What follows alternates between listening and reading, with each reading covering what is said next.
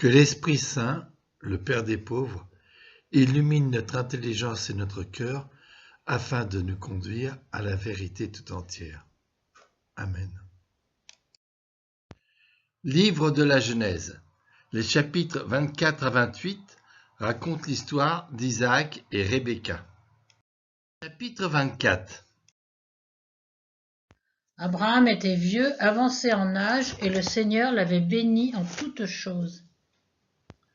Abraham était vieux, et le Seigneur l'avait béni en toutes choses.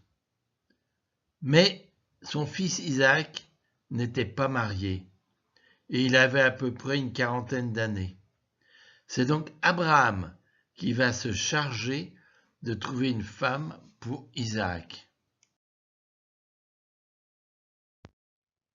Abraham dit au plus ancien des serviteurs de sa maison, qui avait le gouvernement de tout ce qui lui appartenait, « Mets, je te prie, ta main sous ma cuisse. » Mets ta main sous ma cuisse. C'est une façon élégante de dire mets ta main sous mes testicules, l'organe de la reproduction. Abraham est vieux et il tient à ce que ce serment dure au-delà de lui-même pour les générations futures. C'est ainsi que l'on prêtait serment. Au plus ancien des serviteurs de ma maison. Le plus ancien n'est pas nécessairement le plus âgé, c'est celui qui est le plus élevé en dignité.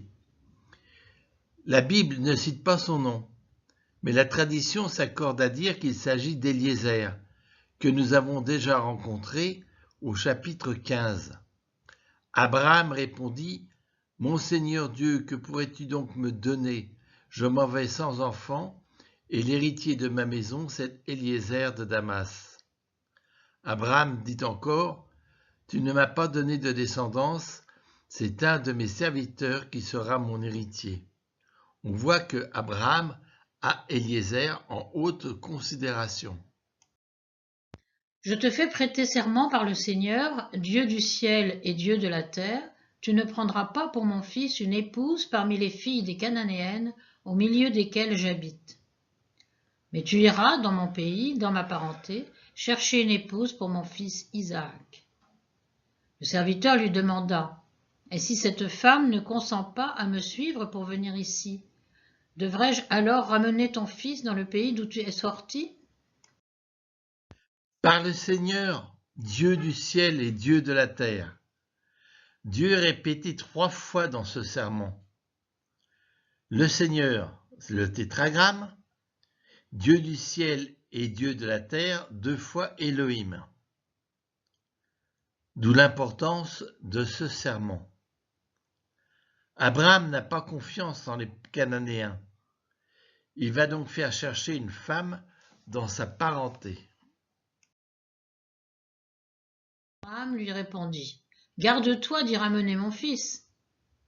Le Seigneur, le Dieu du ciel, lui qui m'a pris de la maison de mon père et du pays de ma parenté, m'a déclaré avec serment : à ta descendance je donnerai le pays que voici. C'est lui qui enverra son ange devant toi, et tu prendras là-bas une épouse pour mon fils. Si cette femme ne consent pas à te suivre, tu seras dégagé du serment que je t'impose.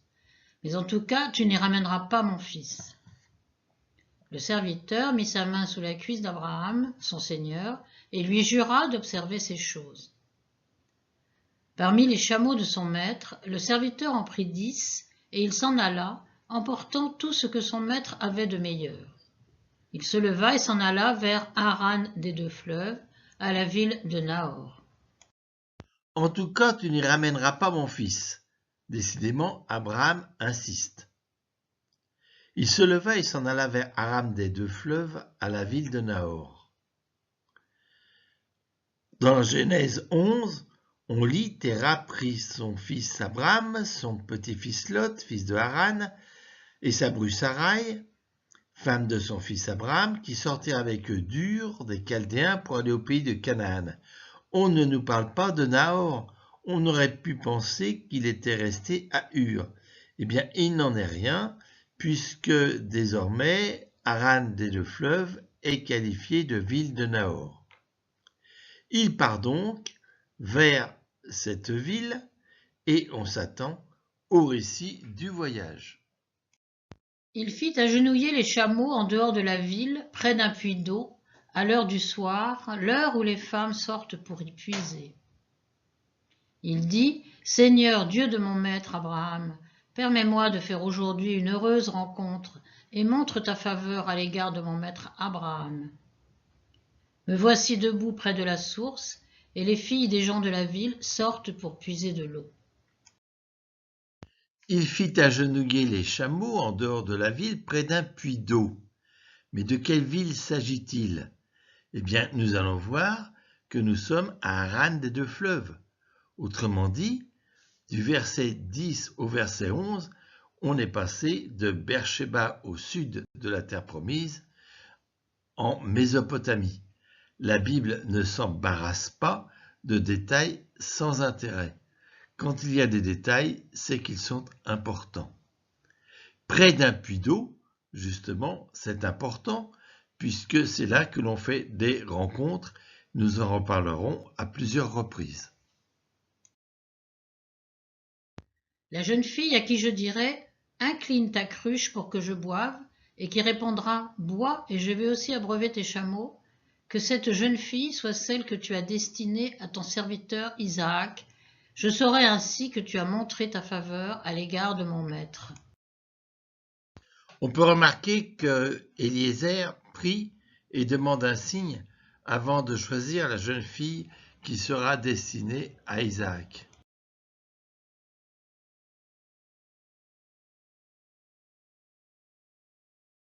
Il n'avait pas fini de parler que sortit Rebecca, la fille de Bethuel, fils de Milca, elle-même femme de Nahor, le frère d'Abraham.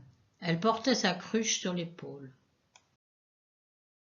La jeune fille avait très belle apparence, elle était vierge, aucun homme ne s'était uni à elle. Elle descendit à la source, emplit sa cruche et remonta. La jeune fille avait très belle apparence ou très beau visage. En hébreu, il y a plusieurs qualificatifs pour signifier cela.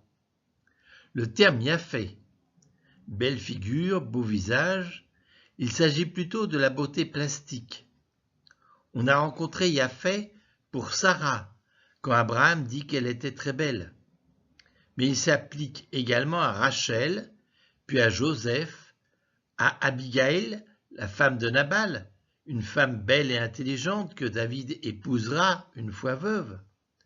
C'est également le cas de Tamar, fille de David, et de son frère Absalom, dont la Bible nous dit qu'il n'y avait pas d'homme dans tout Israël aussi renommé pour sa beauté. D'Abisag, la jeune femme qui réchauffera David dans ses vieux jours. Et c'est également le qualificatif appliqué aux amoureux du Cantique des Cantiques. Le terme employé ici pour cette jeune fille est Tob, qui évoque plutôt la beauté intérieure, le bien, le bon. C'est le terme employé lors de la création, quand Dieu vit que son œuvre était bonne. Quant à David, il avait de beaux yeux, Yafé, et belle figure, Tob. Le serviteur courut à sa rencontre et dit « De grâce, donne-moi à boire une gorgée d'eau de ta cruche. » Le serviteur demande à la femme « Donne-moi à boire ». C'est également autour d'un puits que Jésus se reposant, arrive une femme de Samarie qui venait puiser de l'eau. Et Jésus lui dit « Donne-moi à boire ». Elle répondit « Bois, mon Seigneur », et de la main elle s'empressa d'abaisser la cruche pour lui donner à boire. Quand elle eut fini de lui donner à boire, elle dit « Pour tes chameaux aussi, j'irai puiser jusqu'à ce qu'ils aient bu à satiété. » Elle s'empressa de vider la cruche dans l'abreuvoir et courut de nouveau chercher de l'eau au puits. Elle puisa ainsi pour tous les chameaux. L'homme la regardait, silencieux, se demandant si oui ou non le Seigneur avait fait réussir son voyage. Dès que les chameaux eurent fini de boire, l'homme prit un anneau d'or pesant 1 demi-cycle et 2 bracelets d'or pesant 10 cycles pour ses poignets. Il lui demanda « De qui es-tu la fille ? Dis-le-moi, je t'en prie. » Y a-t-il dans la maison de ton père un endroit où passer la nuit? Elle répondit, je suis la fille de Bethuel, le fils que Milca a donné à Nahor. Et elle ajouta, il y a beaucoup de paille et de fourrage chez nous, et aussi de la place où passer la nuit. La jeune fille courut à la maison de sa mère, raconter ce qui venait d'arriver. Rebecca avait un frère qui s'appelait Laban. Laban sortit et courut vers la source, à la rencontre de l'homme. Après avoir vu l'anneau et les bracelets au poignet de sa sœur et entendu Rebecca lui dire « Voilà ce que m'a dit cet homme », il partit à la rencontre de l'homme. Celui-ci se tenait debout près de la source avec les chameaux. Après avoir vu l'anneau et les bracelets au poignet de sa sœur, on se demande si la démarche de Laban pour rencontrer Eliezer est bien désintéressée. Il dit « Viens, béni du Seigneur, pourquoi rester dehors? J'ai fait place dans la maison pour les chameaux. » L'homme entra donc dans la maison et déchargea les chameaux. On leur donna de la paille et du fourrage, et pour lui et ses compagnons de l'eau pour se laver les pieds. On lui présenta de quoi manger, mais il déclara « Non, je ne mangerai pas avant d'avoir dit ce que j'ai à dire. » On lui répondit « Parle donc. » Non, je ne mangerai pas avant d'avoir dit ce que j'ai à dire. On retrouvera ce même type d'injonction avec Tobie. Quand Tobie veut demander Sarah en mariage, il dit à son père Raguel « Je ne mangerai ni ne boirai rien tant que tu n'auras pas pris de décision à mon sujet. » Et maintenant, si vous voulez montrer à mon maître faveur et fidélité, dites-le franchement. Si vous refusez, dites-le moi aussi, pour que je sache quelle direction prendre. Laban prit la parole, lui et Bethuel déclarèrent « Le Seigneur s'est prononcé, ce n'est pas à nous de décider. Voici Rebecca devant toi, emmène-la, et qu'elle devienne l'épouse d'Isaac, le fils de ton maître, comme l'a dit le Seigneur. » Quand le serviteur d'Abraham entendit leurs paroles, il se prosterna jusqu'à terre devant le Seigneur. Puis il sortit des objets d'argent, des objets d'or, des vêtements et les donna à Rebecca. Il offrit aussi de riches présents à son frère et à sa mère. On n'a pas encore évoqué Bethuel, le père de Rebecca, jusqu'à présent. Quoi qu'il en soit, Laban et Bethuel déclarèrent « Ce n'est pas à nous de décider ». Laban ne serait-il pas un peu hypocrite? Il offrit aussi de riches présents à son frère et à sa mère. C'est certainement ce qu'attendait Laban. Mais curieusement, il n'offrit pas de présent à Bethuel, le père de Rebecca. Ils mangèrent et burent, lui et les hommes qui l'accompagnaient. Ils passèrent la nuit, et le matin, ils se levèrent. Le serviteur dit alors, « Laissez-moi retourner chez mon maître. » Le frère et la mère de la jeune fille répondirent, « Qu'elle reste encore avec nous une dizaine de jours, ensuite elle partira. » Ce sont curieusement le frère, c'est-à-dire Laban, et la mère de la jeune fille qui essaient de retarder le départ, ceux précisément auxquels Eliezer avait fait des cadeaux. Mais le serviteur leur dit, « Ne me retardez pas.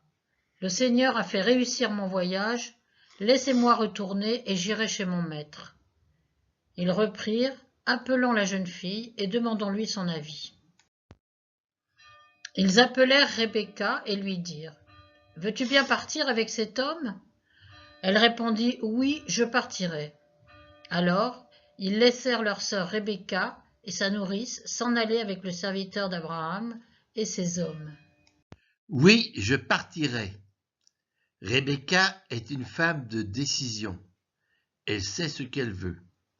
Et nous verrons que cela se confirme par la suite.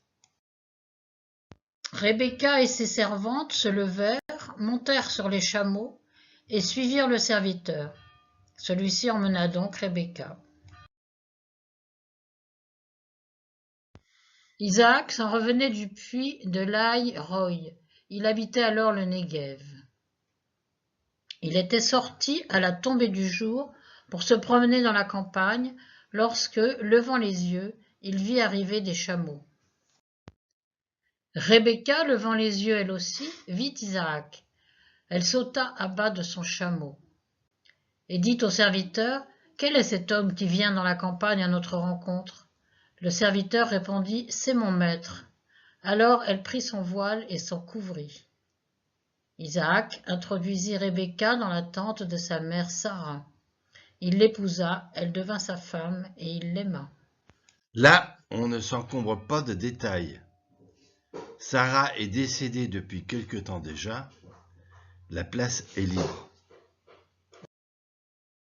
Chapitre 25. Abraham prit encore une femme, elle s'appelait Kétoura. Elle lui donna Zimran, Yokshan, Médan, Madian, Isbak et Soua. Kétoura signifie encens.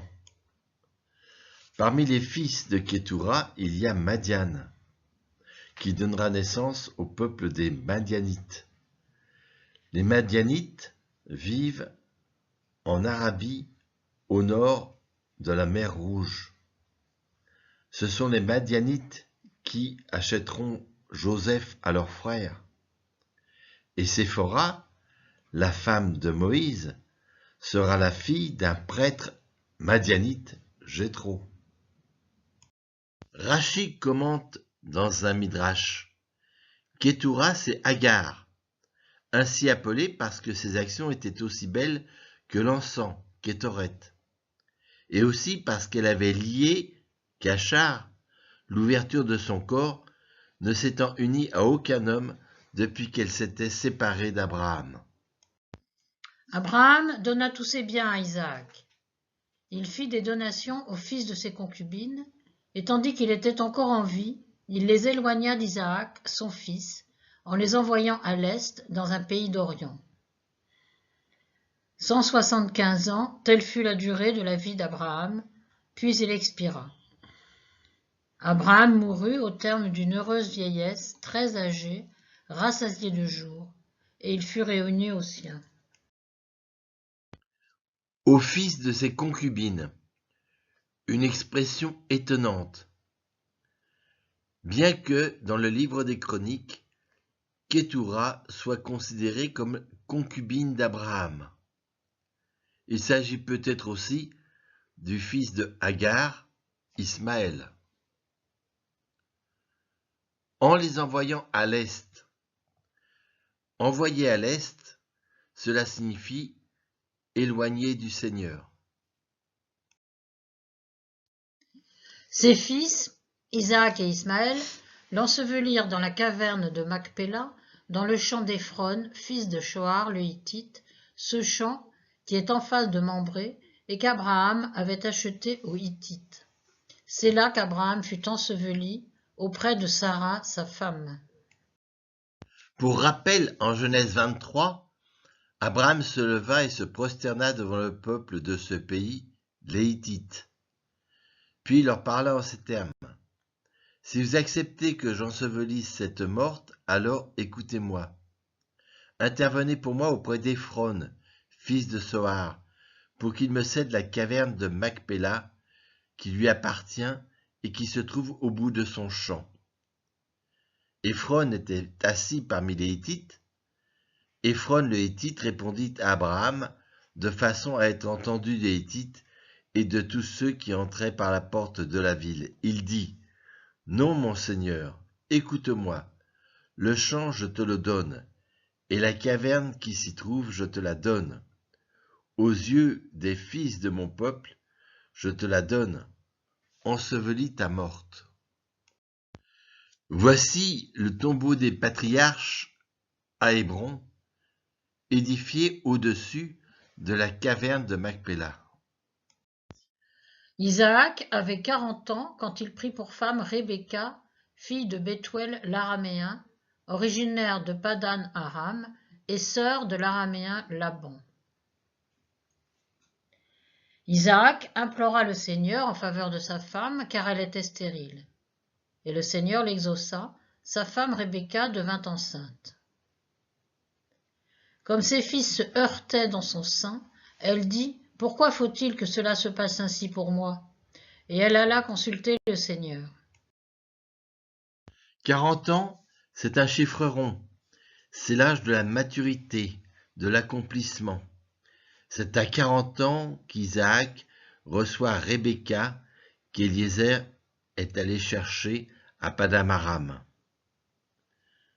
Pourquoi faut-il que cela se passe ainsi pour moi? La traduction peut être aussi « Pourquoi est-ce que je suis ?» ou bien « À quoi suis-je destiné ?» Pourquoi est-ce moi? Pourquoi cela moi-même, dit Chouraki. S'il en est ainsi, à quoi bon vivre, dit la Bible de Jérusalem. Les fils se heurtaient dans son sein, ou se donnaient des coups. Si un fœtus est capable de tressaillir de joie dans le sein d'Élisabeth, 2 fœtus sont bien capables de se chamailler dans le sein de leur mère. Le Seigneur lui dit « 2 nations sont dans ton ventre, 2 peuples différents sortiront de tes entrailles. L'un sera plus fort que l'autre, et l'aîné servira le cadet. » Quand arriva le jour où elle devait enfanter, voici qu'il y avait des jumeaux dans son ventre. L'un sera plus fort que l'autre, et l'aîné servira le cadet. Le plus fort, c'est Ésaü. L'aîné le plus fort servira le cadet, c'est-à-dire Jacob. Le spirituel doit gouverner. Jacob ou Rebecca correspondent à la partie spirituelle de nous-mêmes. Le premier qui sortit était roux, tout couvert de poils comme d'une fourrure. On lui donna le nom d'Ésaü. Roux, c'est Admoniti. C'est la même racine que Adam, de couleur rouge, ou que Adam, l'être humain. Quant à Ésaü, il signifie poilu. À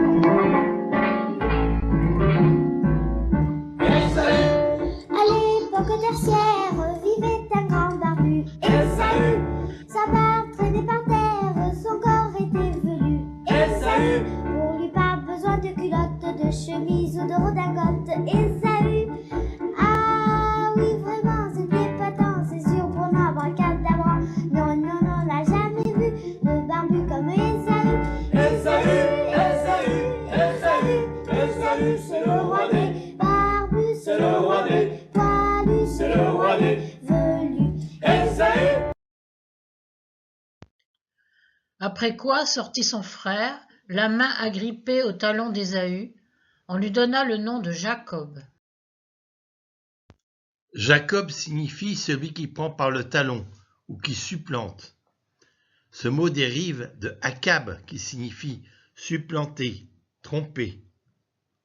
En français, supplanter vient de sous, sub, planta la plante du pied. Littéralement, subplantare signifiait faire trébucher quelqu'un en passant le pied sous la plante du sien, autrement dit, faire un croc-en-jambe. Par extension, il signifie évincer quelqu'un. Reprenons notre arbre généalogique pour voir les descendants de Nahor et Milca.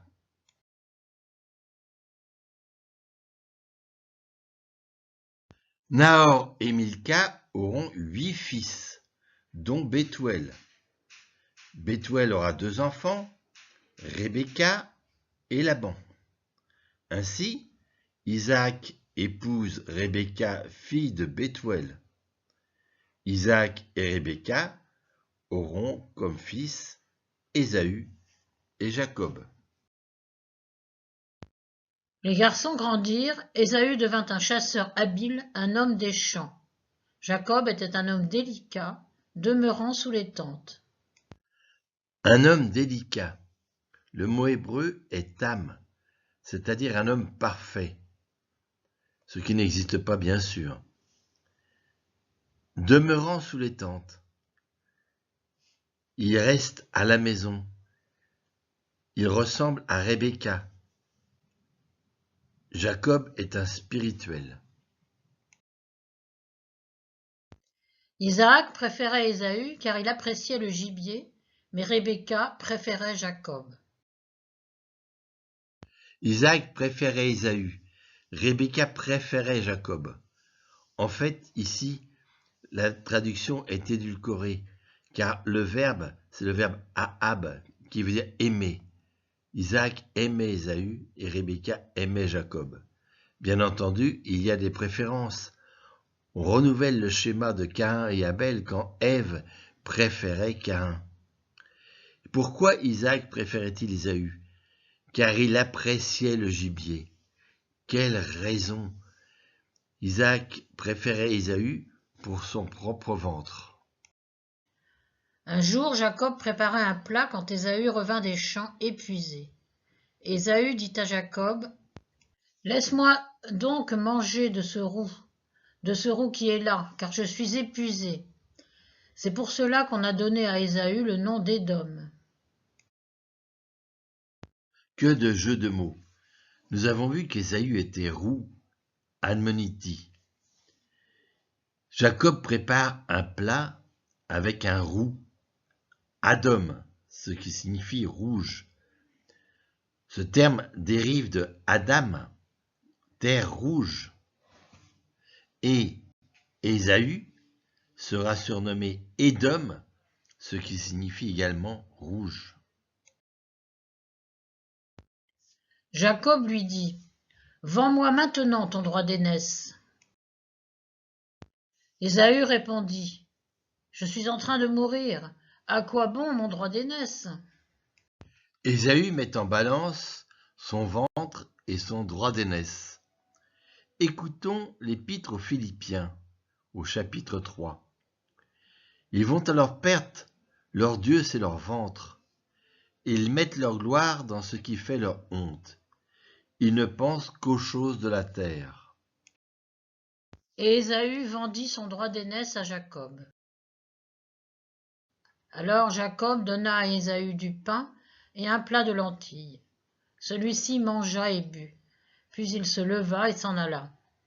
C'est ainsi qu'Ésaü montra du mépris pour le droit d'aînesse. Ce fameux plat de lentilles que l'on sert à toutes les sauces, à tous les roux. Je voudrais savoir pour quel plat de lentilles Olivier Faure a jeté ses idéaux de gauche au ruisseau. La personnalité politique qui se targue d'être la plus patriote est en fait la première à être prête à vendre notre République pour un plat de lentilles à la Russie. Je pense que c'est... Je veux dire que c'est vraiment une trahison qui, en plus, on le voit bien, n'a aucune logique politique. C'est vraiment se vendre pour un plat de lentilles, pour garder son siège de député. Là, ils se rallient manifestement pour un plat de lentilles. Ils sont prêts à se vendre pour un plat de lentilles. Même pour des lentilles du Puy-en-Velay. Tristesse, je trouve qu'ils sont vendus leur conviction et leur âme pour un plat de lentilles vraiment pas cher. En fait, le PS est en train de vendre effectivement son indépendance pour un plat de lentilles. D'ailleurs, mais là, il vend son âme pour un plat de lentilles. Ésaü sera à l'origine des Édomites. Les Édomites vivent sur une terre rouge. Les Nabatéens, qui succéderont aux Édomites, construiront Pétra.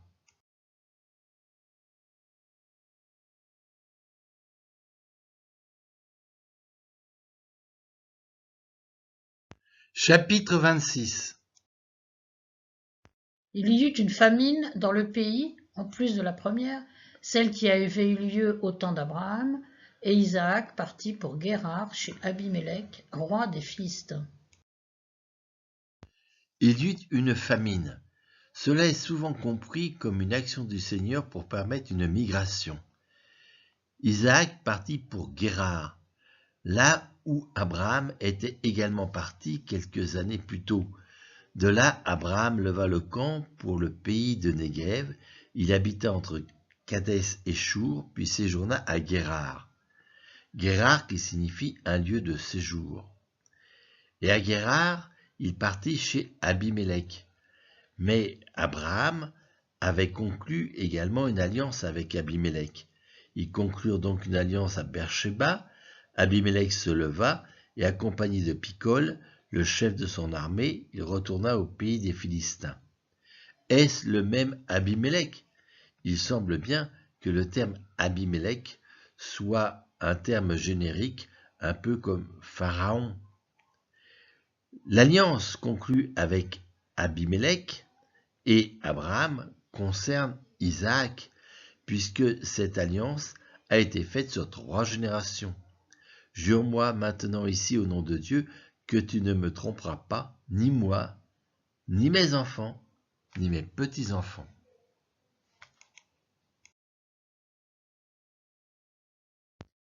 Le Seigneur lui apparut et dit, « Ne descends pas en Égypte, mais demeure dans le pays que je t'indiquerai. Séjourne dans ce pays, je serai avec toi et je te bénirai, car à toi et à ta descendance je donnerai tous ces pays. Je tiendrai le serment que j'ai prêté à Abraham ton père.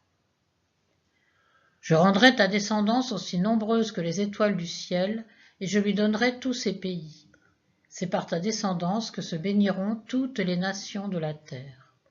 Puisqu'Abraham a écouté ma voix et qu'il a gardé mes observances, mes commandements, mes décrets et mes lois. » C'est bien une demande du Seigneur de séjourner dans ce pays. Isaac demeura donc à Guérar. Les hommes de cet endroit l'interrogèrent sur sa femme, et il répondit « C'est ma sœur », car il avait peur de répondre « C'est ma femme ». Il se disait « Les hommes de cet endroit pourraient me tuer à cause de Rebecca, elle est si belle à regarder. » C'est ma sœur. Isaac retombe dans le même travers qu'Abraham. Comme Abraham disait de sa femme Sarah, c'est ma sœur, Abimélec, roi de Guérar, envoya prendre Sarah. Et d'ajouter, elle est si belle à regarder. Mais Abraham disait la même chose. Abraham dit à Sarah et sa femme, tu vois, je le sais, toi, tu es une femme belle à regarder. Il était là depuis longtemps déjà, et voici qu'Abimélec, roi des Philistins, regardant par la fenêtre, le vit embrasser Rebecca, sa femme. Abimélec convoqua Isaac et lui dit, « À coup sûr, c'est ta femme. Comment as-tu pu dire c'est ma sœur ?» Isaac lui répondit, « Je l'ai dit, car j'avais peur de mourir à cause d'elle. » Abimélec reprit, « Que nous as-tu fait là? Un peu plus, et un homme de ce peuple aurait couché avec ta femme, et à cause de toi, nous serions devenus coupables. » Abimélec réprimande Isaac. « Que nous as-tu fait là ?» Exactement comme il avait réprimandé Abraham. Ensuite, Abimélec convoqua Abraham et lui dit, « Que nous as-tu fait là? En quoi ai-je péché contre toi pour que tu nous aies exposé, moi et mon royaume, à un si grave péché? Tu as fait à mon égard une chose qui ne se fait pas. » Abimélec donna cet ordre à tout le peuple. « Quiconque touchera à cet homme ou à sa femme sera mis à mort. » Isaac fit des semailles sur cette terre et récolta cette année-là le centuple. Le Seigneur le bénit, et Isaac devint un personnage important, de plus en plus important, jusqu'à devenir vraiment très important. Il avait un troupeau de petits bétail, un troupeau de gros bétail et de nombreux serviteurs. Aussi les Philistins en furent-ils jaloux. Tous les puits qu'avaient creusés les serviteurs de son père Abraham, au temps de celui-ci, les Philistins les bouchèrent en les remplissant de terre. Abimélec dit à Isaac, « Va-t'en de chez nous, car tu es devenu beaucoup plus puissant que nous. » Ce chant de David, dans le premier livre des Chroniques au chapitre 29, s'applique vraiment bien à la fortune d'Isaac. C'est de toi que viennent la richesse et la gloire. C'est toi qui domines sur tout. C'est dans ta main que sont la force et la puissance, et c'est ta main qui a le pouvoir d'agrandir et d'affermir toutes choses. Les Philistins devinrent jaloux. Mais il ne pouvait pas s'en prendre pour autant à Isaac, puisqu'Abimélec avait dit « Quiconque touchera à cet homme ou à sa femme sera mis à mort ». Une autre façon de tuer Isaac, c'est donc de boucher les puits creusés par Abraham. Isaac s'en alla donc, il campa dans la vallée de Guérar et y demeura. Isaac se mit à creuser de nouveau les puits d'eau qu'on avait creusés au temps d'Abraham son père et que les Philistins avaient bouchés après la mort d'Abraham. Et il leur donna les noms que leur avait donnés son père. Puis les serviteurs d'Isaac creusèrent dans la vallée et y trouvèrent un puits d'eau vive. Les bergers de Guérar cherchèrent querelle aux bergers d'Isaac en disant « Cette eau est à nous ». Isaac donna donc à ce puits le nom d'Ések, car les bergers de Guérar s'étaient disputés avec lui. Ils creusèrent un autre puits et se querellèrent encore à son sujet. Isaac lui donna donc le nom de Sitna. Isaac s'en alla donc. Il ne discute pas avec Abimélec. Il part dans la vallée de Guérar, lieu de repos. Là, il se mit à creuser des puits pour y trouver l'eau vive. Même si Abraham avait creusé des puits, c'est à chacun de creuser pour trouver l'eau vive. Seulement, une dispute surgit à propos de l'eau, comme ce fut le cas avec Abraham. Un autre puits, une autre dispute, et même de la détestation, de la haine à son égard. Il partit de là et creusa un autre puits. Ils ne cherchèrent plus querelle à son sujet. Isaac donna donc à ce puits le nom de Réhobos et dit « Maintenant le Seigneur nous a mis au large, nous allons prospérer dans le pays. » De là il monta à Beersheba. Le Seigneur lui apparut cette nuit-là et dit « Je suis le Dieu d'Abraham ton père. Ne crains pas, car je suis avec toi. Je te bénirai et je multiplierai ta descendance à cause d'Abraham mon serviteur. » À cet endroit, Isaac bâtit un autel et invoqua le nom du Seigneur. Là, il planta sa tente et ses serviteurs forèrent un puits. Isaac part encore. Il ne cherche pas la confrontation. C'est un homme de paix. Et là, les querelles cessent. Réhoboth, largesse. Le Seigneur nous a mis au large, dit-il.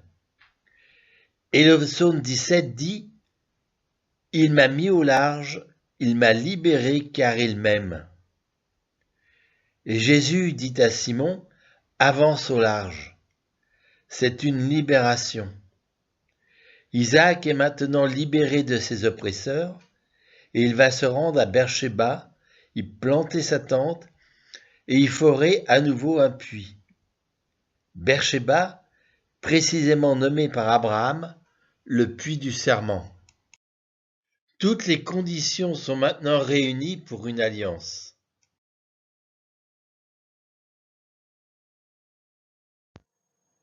Abimélec vint de Guérar auprès de lui avec Ahuzat, son ami, et Picol, chef de son armée. Abimélec était déjà venu sceller une alliance avec Abraham, alliance décrite au chapitre 21. En ce temps-là, Abimélec, accompagné de Picol, le chef de son armée, vint dire à Abraham « Dieu est avec toi en tout ce que tu fais. » En comparant ces deux versets, on voit tout d'abord qu'Abimélec vient voir Isaac accompagné de deux personnes, Picol et Ahuzat. Abimélec, le roi, représente l'autorité, donc une dimension royale. Picol, le chef de son armée, représente la force, donc une dimension militaire.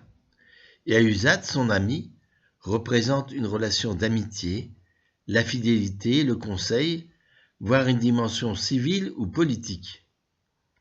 Il s'agit donc d'une alliance plus élaborée et plus complète sur le plan humain. On nous dit d'ailleurs plus haut, au verset 13, qu'Isaac était devenu un personnage vraiment important. En revanche, dans le cas d'Abraham, Dieu est mentionné d'emblée par Abimélec. Il s'agit avant tout d'une reconnaissance spirituelle. Isaac leur dit, « Pourquoi venez-vous vers moi, puisque vous me haïssez et que vous m'avez renvoyé de chez vous ?» Ils répondirent, « Nous voyons que l'Éternel est avec toi. C'est pourquoi nous disons qu'il y ait un serment entre nous et toi, et que nous fassions alliance avec toi. » On voit bien qu'Isaac est méfiant, sachant tout ce qui s'est passé avec les puits. Et c'est seulement dans leur réponse qu'ils évoquent Dieu quand ils disent « Nous voyons que l'Éternel est avec toi. » Jure que tu ne nous feras aucun mal, de même que nous ne t'avons point maltraité, que nous t'avons fait seulement du bien, et que nous t'avons laissé partir en paix. Tu es maintenant béni de l'Éternel. Nous t'avons uniquement fait du bien et renvoyé en paix.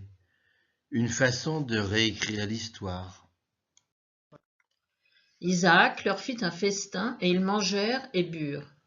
Ils se levèrent de bon matin et se lièrent l'un à l'autre par un serment. Isaac les laissa partir, et ils le quittèrent en paix. Abraham avait scellé son alliance en offrant 7 brebis à Abimélec. Isaac, lui, fit un festin. Ce deviendra un classique des alliances. Pensons au festin des noces de l'agneau. Ils le quittèrent en paix. Décidément, Isaac est un homme de paix. Shalom. Ésaü avait 40 ans quand il prit pour femme Judith, fille de Béhéri, le Hittite, et de Basmath, fille d'Élon, le Hittite. Elles furent un sujet d'amertume pour Isaac et Rebecca.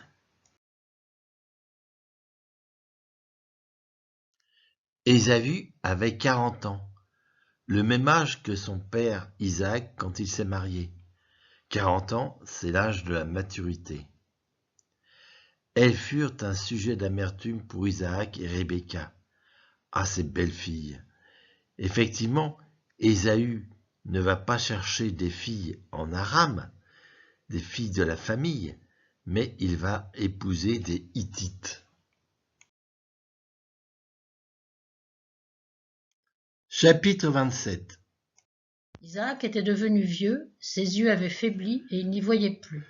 Il appela Ésaü, son fils aîné. « Mon fils !» Celui-ci répondit, « Me voici. » Isaac reprit. « Tu vois, je suis devenu vieux, mais je ne sais pas le jour de ma mort. Prends donc maintenant tes armes, ton carquois et ton arc, sors dans la campagne et tue-moi du gibier. Prépare-moi un bon plat comme je les aime, et apporte-le-moi pour que je mange et que je te bénisse avant de mourir. » Ses yeux avaient faibli, et peut-être son discernement aussi. Prépare-moi un bon repas comme je les aime, et apporte-le-moi pour que je mange et que je te bénisse avant de mourir. On a l'impression qu'Isaac veut vendre sa bénédiction contre un bon plat, exactement comme Ésaü a acheté le plat de lentilles contre le droit d'aînesse. Bénédiction et droit d'aînesse ne sont pas totalement liés.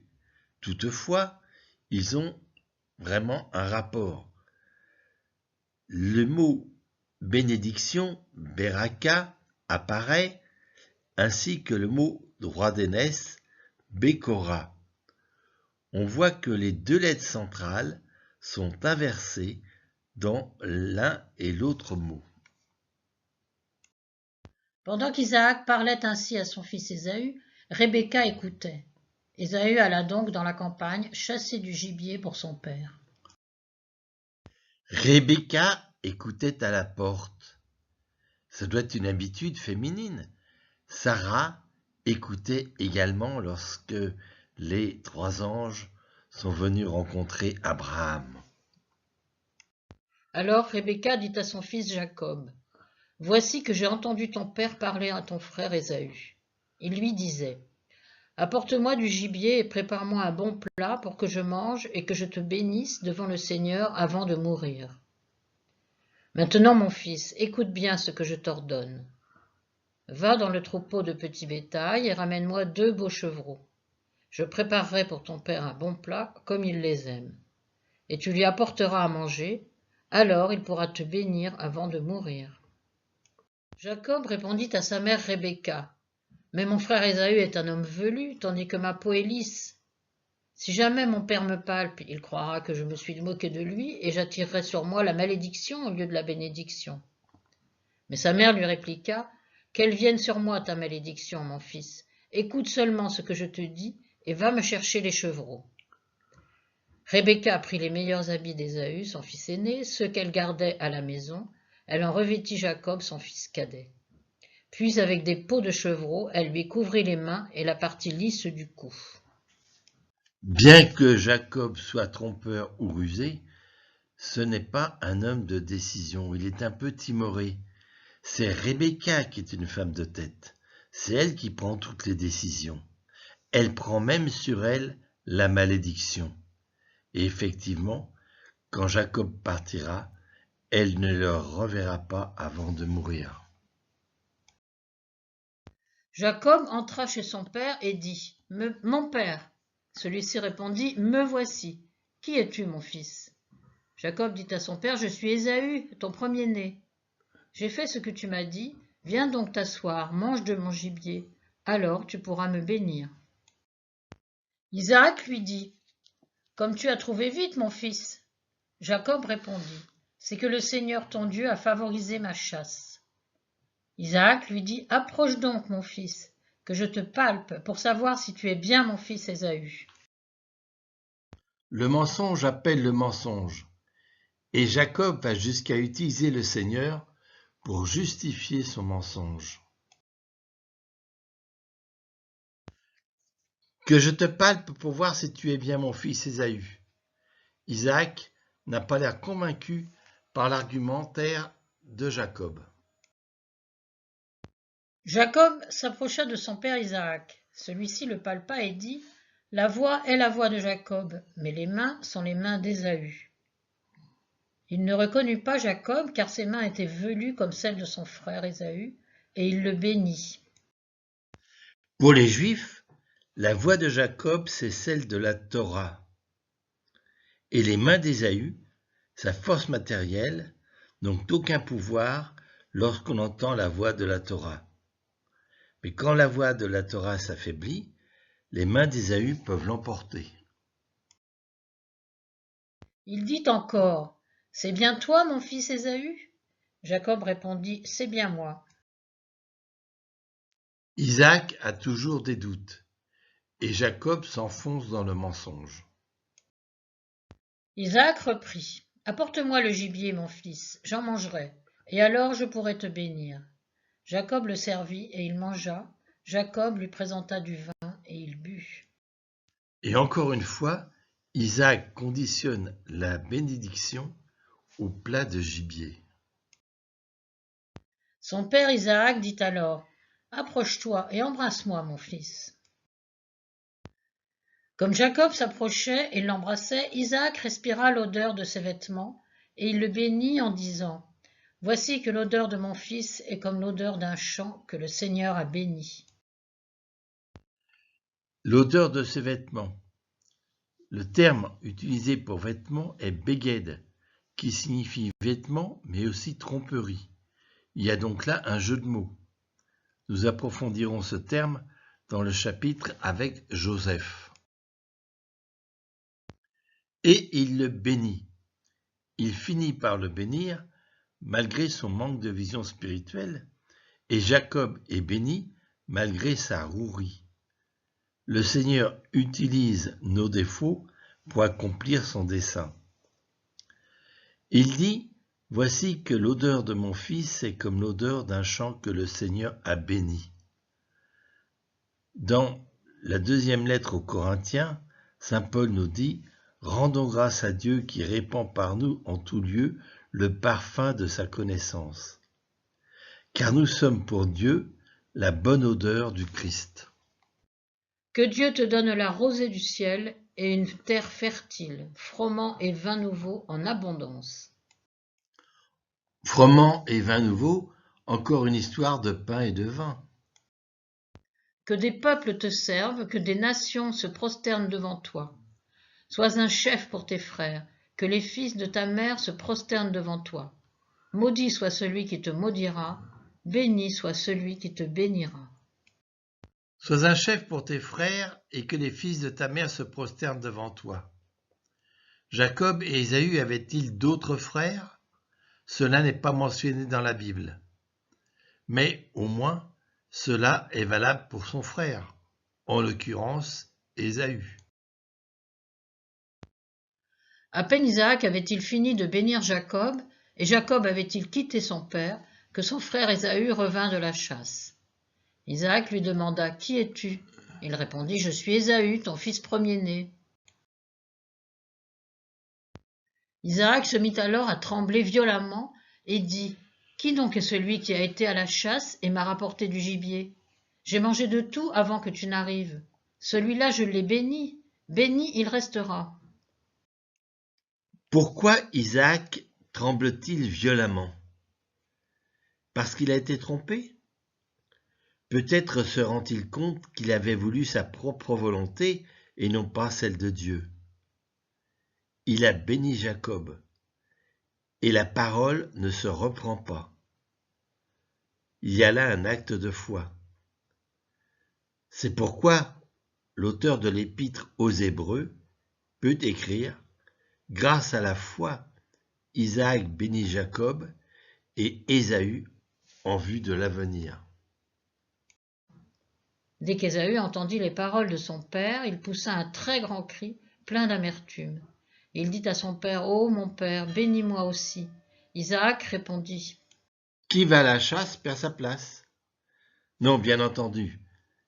Mais l'expression vient de là. En fait, Isaac répondit, « Ton frère est venu par ruse et il a volé ta bénédiction. » Ésaü reprit, « Est-ce parce qu'on lui a donné le nom de Jacob que par 2 fois celui-ci m'a supplanté? Il a volé mon droit d'aînesse, et voici que maintenant il a volé ma bénédiction. Ne m'as-tu pas réservé une bénédiction? » Il a volé mon droit d'aînesse. Là, on a envie de dire à Ésaü, tu exagères, c'est toi qui as vendu ton droit d'aînesse à Jacob. Il a volé ma bénédiction. En revanche, la bénédiction n'est pas automatiquement liée au droit d'aînesse, même si cela convient. On peut dire que Jacob a supplanté Ésaü dans cette affaire. Isaac répondit à Ésaü, « Voici que j'ai fait de lui ton chef, je lui ai donné tous ses frères pour serviteurs, je l'ai pourvu de froment et de vin nouveau. Que puis-je encore faire pour toi, mon fils? » Ésaü répondit à son père, « N'as-tu donc qu'une seule bénédiction, mon père? Ô mon père, bénis-moi aussi. » Puis Ésaü éleva la voix et pleura. Alors Isaac reprit la parole et dit, « Loin des terres fertiles sera ta demeure, loin de la rosée qui tombe du ciel. Tu vivras grâce à ton épée et tu serviras ton frère. Mais à force de vagabonder, tu ôteras son joug de ton cou. » Ésaü se mit à considérer Jacob comme son ennemi à cause de la bénédiction qu'il avait reçue de son père. Il se disait en lui-même, « Le moment du deuil de mon père approche, alors je tuerai mon frère Jacob. » On est là dans les mêmes sentiments que ceux de Caïn envers Abel. Toutefois, Ésaü respecte son père. Caïn avait tué Abel du vivant de ses parents. On rapporta à Rebecca les paroles d'Ésaü, son fils aîné, et elle fit appeler Jacob, son fils cadet. Elle lui dit, « Voici que ton frère Ésaü veut se venger de toi en te tuant. Maintenant, mon fils, écoute-moi bien. Lève-toi et fuis à Haran chez mon frère Laban. Tu habiteras avec lui quelque temps, jusqu'à ce que la fureur de ton frère se détourne de toi. » Maintenant, Jacob devient un fugitif, un fuyard, en espérant que le temps apaise la haine. Oui, que sa colère se détourne de toi et qu'il oublie ce que tu lui as fait. Alors j'enverrai quelqu'un te chercher là-bas. Pourquoi serais-je privé de mes 2 enfants le même jour? Pourquoi serais-je privé de mes 2 enfants le même jour? C'est l'échec du plan de Rebecca. Ses 2 enfants se haïssent et elle doit faire fuir Jacob. alors j'enverrai quelqu'un pour te chercher là-bas. Mais Jacob ne reviendra pas de sitôt, pas avant 20 ans, et elle ne le verra plus, elle mourra seule. La malédiction retombe sur Rebecca. Rebecca dit à Isaac, « Je suis dégoûtée de la vie à cause des filles de Hittite, les femmes d'Ésaü. Si jamais Jacob devait épouser une fille comme celle-là, une fille de ce pays, à quoi bon vivre encore ?» Après leur conflit larvé à propos de leurs enfants, Jacob et Ésaü, après leurs échecs respectifs, Rebecca et Isaac se retrouvent. Et Rebecca dit à Isaac, elle lui parle sincèrement, « Je suis dégoûtée de la vie. À quoi bon vivre encore ?» Il y a là une véritable remise en question. Et ce seront les derniers mots de Rebecca qui nous sont rapportés. Chapitre 28. Isaac appela Jacob le bénit et lui donna cet ordre. « Tu n'épouseras pas une fille de Canaan. Lève-toi, va dans la région de Padam-Aram, à la maison de Bethuel, le père de ta mère, et là tu prendras pour femme l'une des filles de Laban, le frère de ta mère. » Maintenant, Isaac est en phase avec Rebecca. Il bénit Jacob, mais non pas parce que Jacob lui usurpe la bénédiction. Il lui donne gratuitement cette bénédiction. Et il lui donne un ordre. Tu n'épouseras pas une fille de Canaan. Et il l'envoie chez Laban chercher une épouse. Ainsi, il renoue avec les consignes qu'Abraham avait données à son sujet, à son serviteur Eliezer. Tu ne prendras pas pour mon fils une épouse parmi les filles des Cananéennes. Que le Dieu puissant te bénisse, qu'il te fasse fructifier et te multiplier, et que tu deviennes ainsi une assemblée de peuples, qu'il te donne la bénédiction d'Abraham, à toi et à ta descendance, pour que tu possèdes la terre où tu es venu en immigrer, la terre que Dieu a donnée à Abraham. Que le Dieu puissant te bénisse. Le Dieu puissant, El Shaddai, c'est le Dieu de la fécondité, qu'il te fasse fructifier, multiplier. C'est la deuxième fois que le terme d'El Shaddai est employé dans la Genèse. La première fois, c'est lorsque le Seigneur s'est présenté à Abraham en Genèse 17. Lorsque Abraham eut atteint 99 ans, le Seigneur lui apparut et lui dit « Je suis le Dieu puissant, El Shaddai. Marche en ma présence et sois parfait. » Sur cet arbre généalogique, on voit la famille de Terah. Les descendants d'Abraham vivent en Canaan et adorent le Dieu d'Abraham. Ceux qui sont restés à Haran, et en particulier Laban, sont des idolâtres.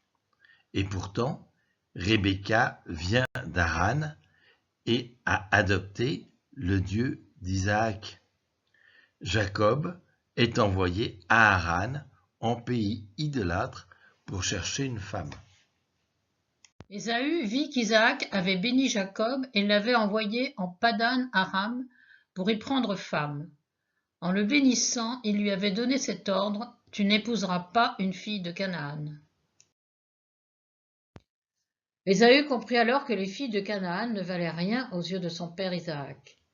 Et il alla trouver Ismaël. En plus de ses femmes, il épousa Mahala, fille d'Ismaël, fils d'Abraham. Mahala était la sœur de Nebaïot. L'harmonie retrouvée entre Isaac et Rebecca, même Ésaü comprend alors que sa situation maritale ne convient pas et il épouse une fille du clan. Sur l'arbre généalogique, nous rajoutons les femmes d'Ésaü, Judith puis Basmat, qui sont des femmes hittites, puis Mahalat, une fille d'Ismaël.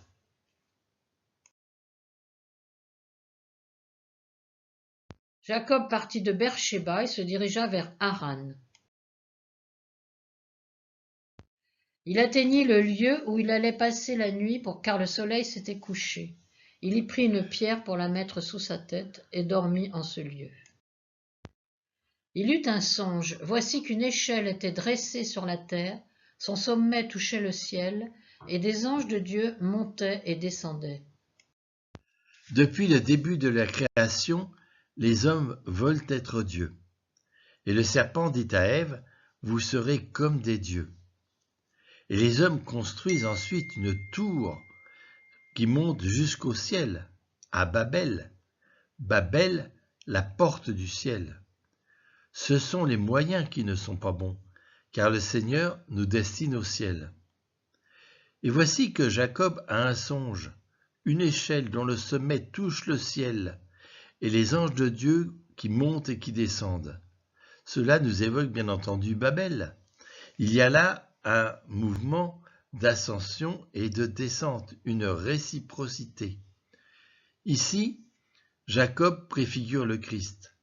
Le Christ qui va dire à Nathanaël, « Je te dis que je t'ai vu sous le figuier, et c'est pour cela que tu crois. » Sous le figuier qui signifie « Je t'ai vu chercher Dieu. » Tu verras des choses plus grandes encore. Et il ajoute « Amen, amen, je vous le dis, vous verrez le ciel ouvert et les anges de Dieu monter et descendre au-dessus du Fils de l'homme. » Jésus reprend bien cette image de l'échelle de Jacob. Le Seigneur se tenait près de lui. Il dit, « Je suis le Seigneur, le Dieu d'Abraham ton père, le Dieu d'Isaac. La terre sur laquelle tu es couché, je te la donne à toi et à tes descendants. Tes descendants seront nombreux comme la poussière du sol. Vous vous répandrez à l'Orient et à l'Occident, au nord et au midi. En toi et en ta descendance seront bénies toutes les familles de la terre. Voici que je suis avec toi. Je te garderai partout où tu iras, et je te ramènerai sur cette terre, car je ne t'abandonnerai pas avant d'avoir accompli ce que j'ai dit. » Jacob sortit de son sommeil et déclara, « En vérité, le Seigneur est en ce lieu, et moi je ne le savais pas. » Il fut saisi de crainte et il dit, « Que ce lieu est redoutable, c'est vraiment la maison de Dieu, la porte du ciel. » Jacob donna le nom de Béthel à ce lieu qui auparavant s'appelait Luz. Alors Jacob prononça ce vœu.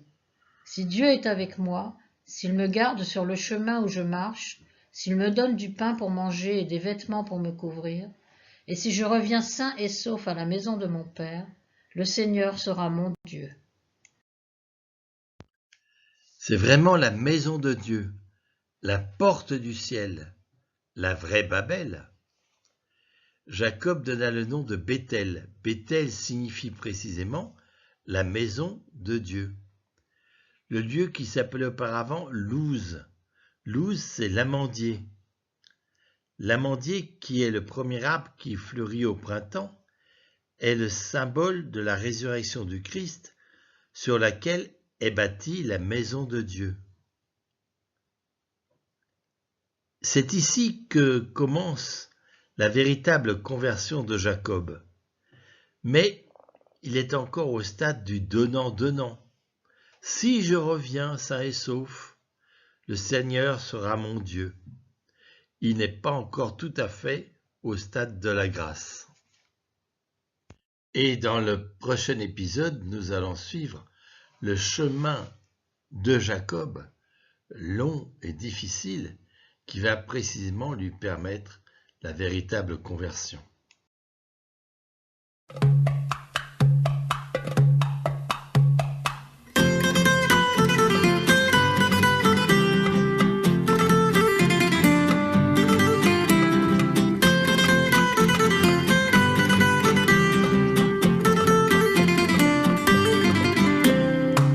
Qu'elles sont jolies les filles de mon pays. Laï, laï, laï, laï, laï, laï, laï, laï, laï. Oui, qu'elles sont jolies les filles de mon pays. Laï, laï, laï, laï, laï, laï, laï, laï, laï.